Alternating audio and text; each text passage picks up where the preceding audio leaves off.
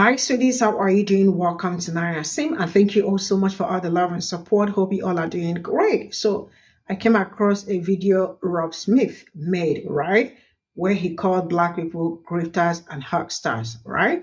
That it's okay. So, he actually started by saying that Black Lives Matter made race relation worse for us and these people, right?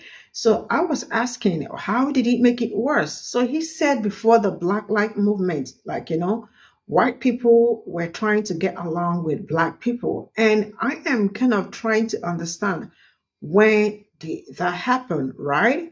But then it's okay. So he went further to say that Black people were manipulated into Black Lives Matter, right? And I am going to say this, forget about the movement.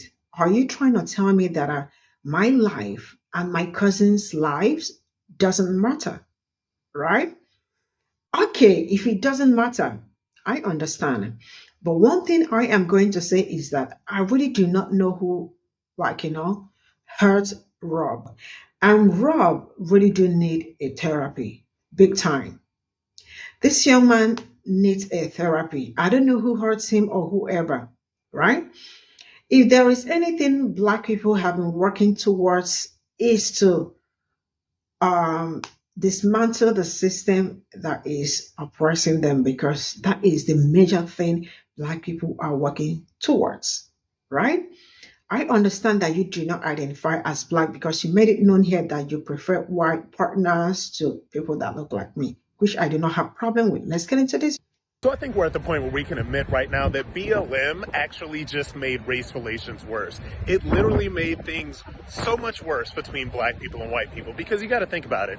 Before BLM, you had white people and Black people pretty much trying to find a way to navigate around each other. Like, people were chilling. If you even look at Clueless, the movie back in like 1995, this was Black people and white people just chilling, just hanging out. But no, here comes BLM, and here comes all of those grifters and hucksters who, by the way, manipulated Black people along with the Democrat Party and all of these corporations that gave literally hundreds of millions of dollars to this BLM thing, which pretty much destroyed relationships between Black people and white people in America. And where are all the BLM activists? Where's DeRay? Where's Patrice Cullors? Where are all of these people? These people took their bag, got their millions for manipulating y'all, and peaced out. These people are nowhere to be found.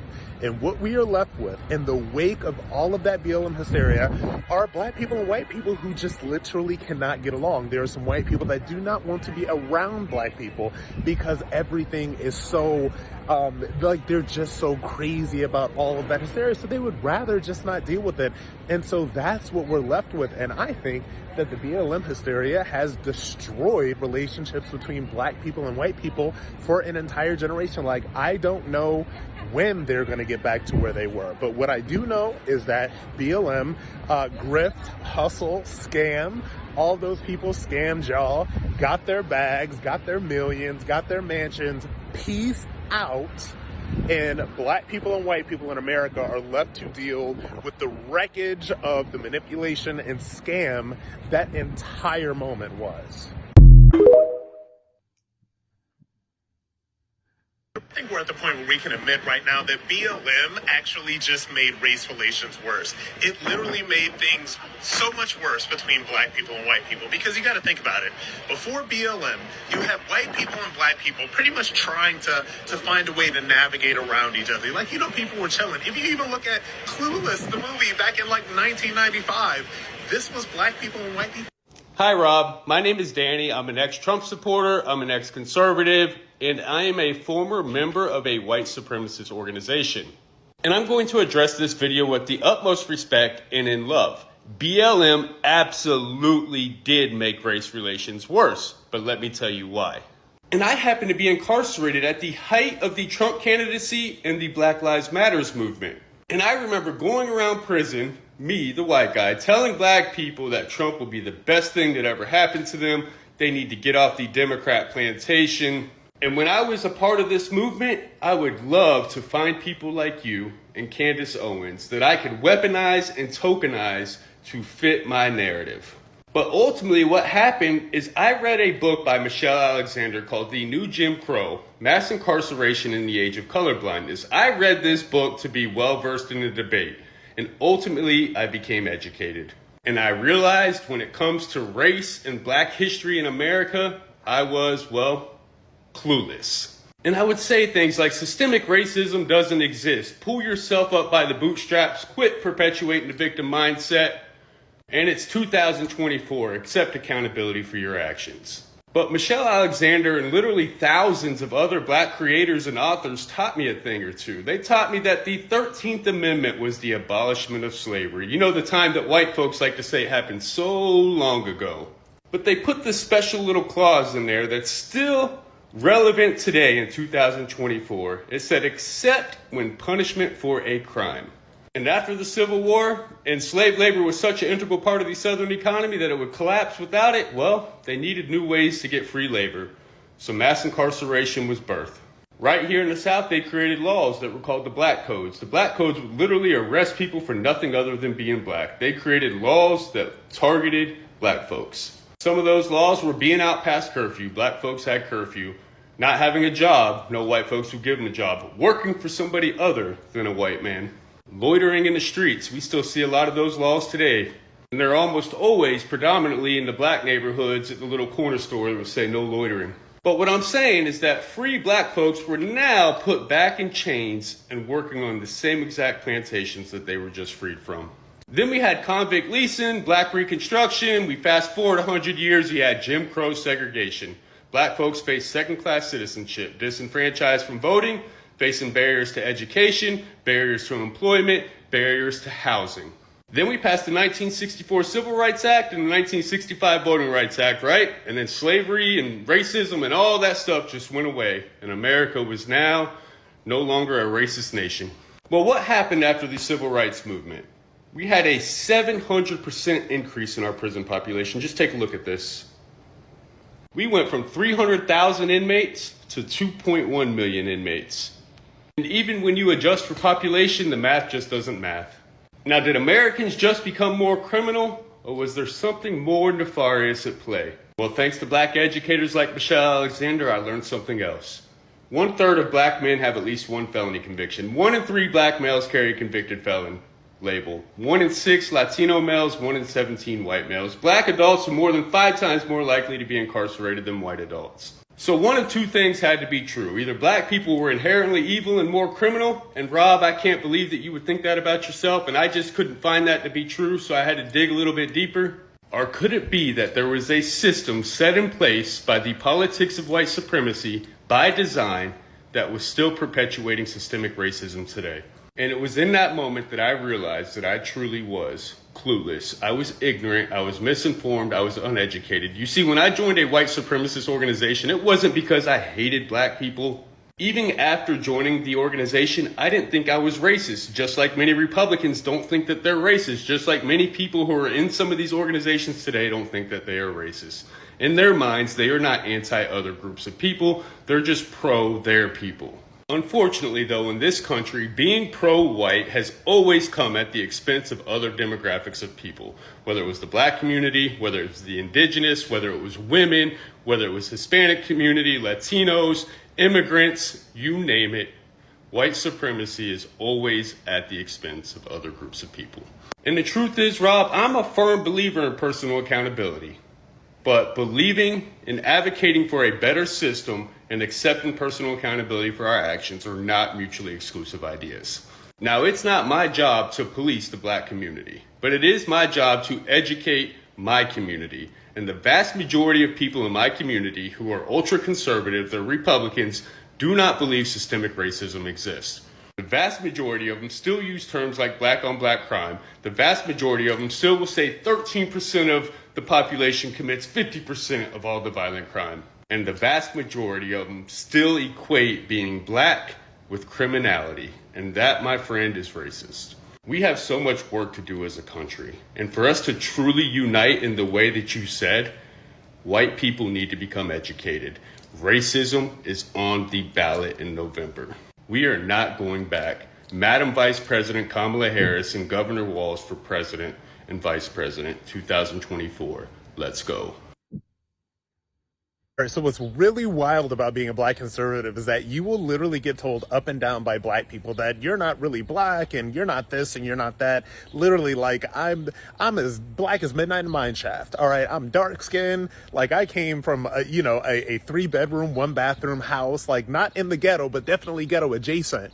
And I will be told up and down that I'm not black because I'm a black conservative. But at the same time, there will literally be these biracial, very light-skinned, practically white passing, mostly women, by the way, on the lip side, that all they have to do is basically say the right things to y'all. All they have to do is say, oh, your problems aren't really your problems. It's because of racism and white people are bad and all that stuff. By the way, while always being partnered with white men, I don't want to leave that out. But all they have to do is say that stuff to y'all and y'all will love them. Like black people will love these people. They will love these like biracial people of absolute privilege that like learn how to be black by sort of they're like engaging themselves in kind of these people learn how to be black by like cloaking themselves in what they perceive to be black victimhood that they've never personally experienced, right? Because they come from these elite backgrounds, and most of them are biracial, which means they have one white parent that benefited financially from the legacy of slavery. So it's always crazy to me that if you're a black right-leaning person, or if you're a black conservative, Republican, whatever you want to call it, you are always being told by those people that you are not black. And then black people actually join them in telling you that you're not black. Like, that's the wildest thing to me about being a black conservative. So apparently black Democrats are attacking Janet Jackson over Kamala Harris. Janet Jackson, okay? This is what happened. So Janet Jackson, Miss Jackson if you're nasty, and I am, is doing an interview with The Guardian. She basically was asked about Kamala Harris because for some reason, Kamala is losing so poorly that all they can do to promote her is to ask black celebrities about her. Janet Jackson said, well, I don't know. I heard her father is white, blah, blah, blah. And she is getting blasted by black Democrats all over the internet for saying as such. So Kamala Harris's father is Jamaican and Irish, which means that her father is biracial. Okay, that is an absolute fact. She is the biracial child of an Indian woman and a biracial Jamaican and Irish father. Okay, so Janet was a little bit cloudy with the details, but she wasn't exactly misinformed here. And seeing Janet iconic Demita Jo Jackson, this is Penny from Good Times, this is Justice, this is somebody has given you more iconic moments than virtually 95% of black entertainers, and seeing black people try to come for Janet iconic Demita Jo Jackson, you are talking nasty, you're talking Velvet Rope, you're talking Penny from Good Times, you're talking Justice, you're talking to somebody that has given us entertainment for decades upon decades, and seeing black people attack her for Kamala Harris, who is not even black, is how I know you guys are crazy. This is how I know you are brainwashed. This is how I know that you are in a black Democrat cult. And the crazy thing about me, the crazy thing about all of this is that these people will throw away these iconic Hollywood and entertainment figures and attack her, Janet Demita Jo Jackson, for Kamala Harris because they're white liberal Democrats told them to. Their white liberal Democrat handlers told them to attack Janet Jackson. This is crazy. All right. This is absolutely insane. And as somebody that is a true Janet Jackson fan, as somebody that is a true Janet Jackson fan, and yes, as somebody that is voting for Donald J. Trump for president and would not vote for Kamala Harris in a million years, this is where I draw the line. Enough.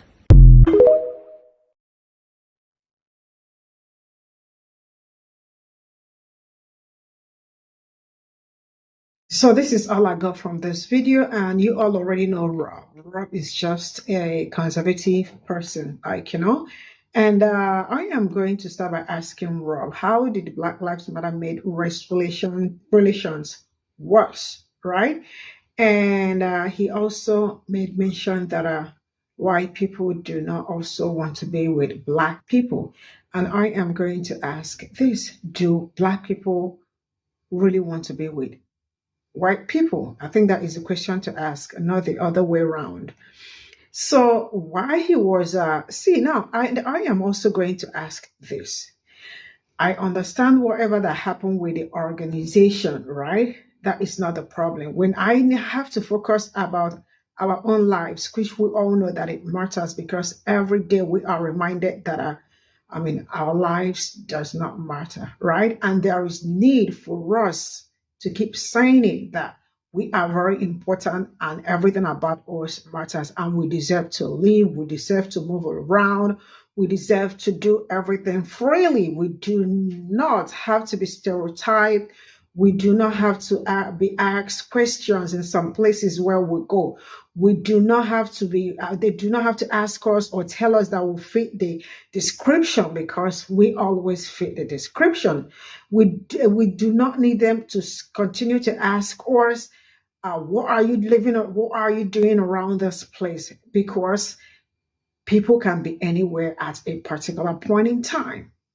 We also do not need to be over policed. We also do not need to be brutalized, especially when you get in contact with the cops. We also do not fear for our lives, especially when we come in contact with them. We also do not need to fear for our lives when we call the cops. We also do not need to fear for our lives when we mistakenly find ourselves in sundown towns and so on and so forth, right?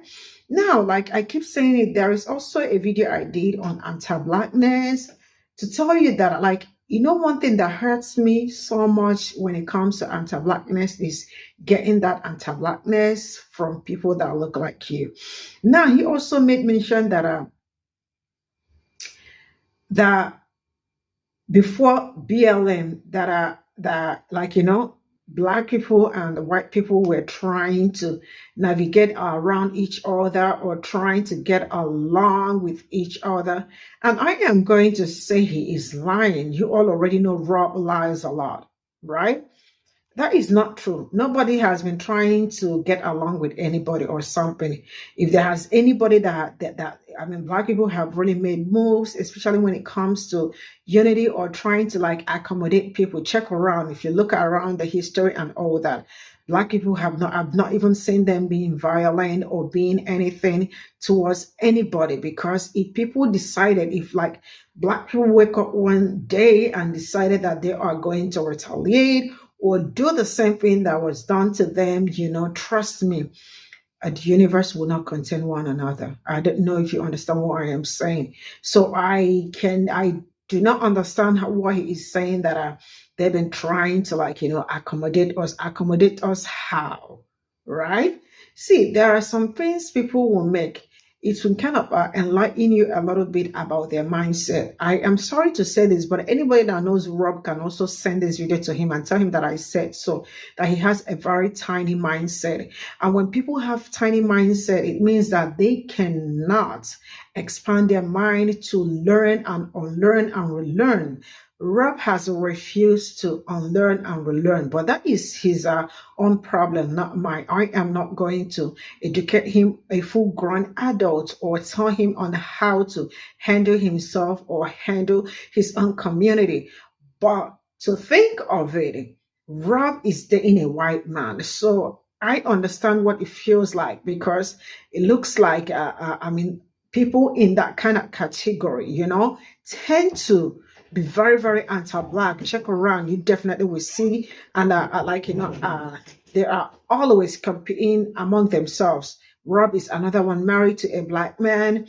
Candace Owen is married to a white man, and so many of them, right? So how do I expect them to wake up one day and also want to defend their community? Like he said that all his life, he has always chose to be with white partners, which I understand. I don't have any problem with that, But then coming out here to call Black people or stereotype Black people is just something I don't understand.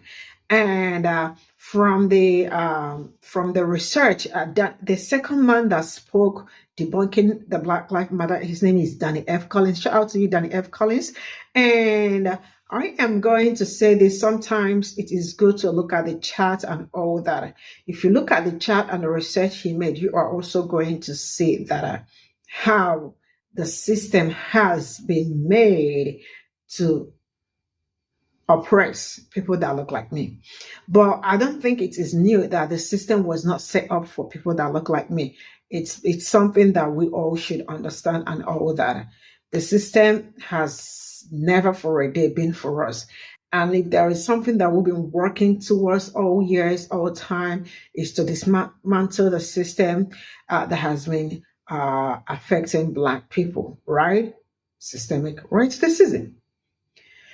Moving forward, see, there are some things, I mean, like, the fact that Rob will always come out, I don't understand why he does all of this. Like, he looks like, I mean, like, I already know that he's a coon, he tap dances and all that. But this man could not talk. Rob, you couldn't, Rob Smith, you couldn't talk during the period that you were, like, like you went for a party in the midst of men that they yelled so much slurs on you. You did not talk. I did not see you, like, come out to, like, even like in kind of talk sense about what happened to you and how it happened, right? And I love the fact that whatever that happened to you that period, like, I love the fact that it happened, because all these years you have always been acting like that you are immune, like, being a conservative, that it makes you, like, and also proximity to white, it makes you also white. But I love the fact that they, like, they washed your ass to make you understand that you are Black and nothing is ever going to change about that. I mean, like, your skin is not even immune to anything. So, Rob Smith, I love the fact that they did that to you. Yeah. And if they get a chance again, they should also do it to you again and again, because that is what you deserve. Moving forward, Rob, see, I do not have any problem with anybody saying that Kamala Harris is not a Black woman, right? But while we are talking, I mean, like, I love it when people are also, if you are trying to probably criticize Kamala Harris, I want you to also speak the truth, right? The truth is that the father is not white. Forget about Black people or anybody supporting Kamala Harris. We know, you and I know, that the father is not is not a white man. But a whole Janet Jackson, right? The only problem I had with the interview Janet Jackson granted with Gordon in Gordon News or media was the fact that she, a high profile person, went for an interview and did not know what is going on, especially when it comes to politics, right? Even if you decided, like, you don't want to acknowledge that she has Black side and all that, at least be current with what is going on around the world. But I feel like you are lying. I don't know her, but I feel like she is lying, coming out to say that she is what, that she is informed. Who informed you? I mean, you are a rich woman, right? And you do not know what is going on. That shows how deformed you are as a person. Because trust me, no matter how wealthy you are, and you lack knowledge of politics, especially what is going on in your country at this particular point in time, that is, you are absolutely deformed, and you really need to be informed. And your manager also aren't doing great, because for you to have an interview, what did you expect that they were going to ask you? Like, probably saying words for us? No. So I do not have problem with anybody saying that is not my problem. What I am saying, or what I am after, is that she is not coming correct. And next time she want to come out to tell something, let her come out and say, like, the truth, instead of coming out to, like, to make a mess of herself. I mean, we all can do better, right? And for Rob, I hope you heal for whatever that is hurting you, because each time you come out to talk about Black people, you come out like you are hurt or that you need therapy. Stop coming out naked, or, like, not wearing shirt all the time to, like, address us. If there is need for you to go for therapy, bro, go for therapy and stop coming online to make a mess of yourself. And Rob, I am going to hold your hand with a napkin and tell you that you really need a therapy. See you all in my next video. Bye for now.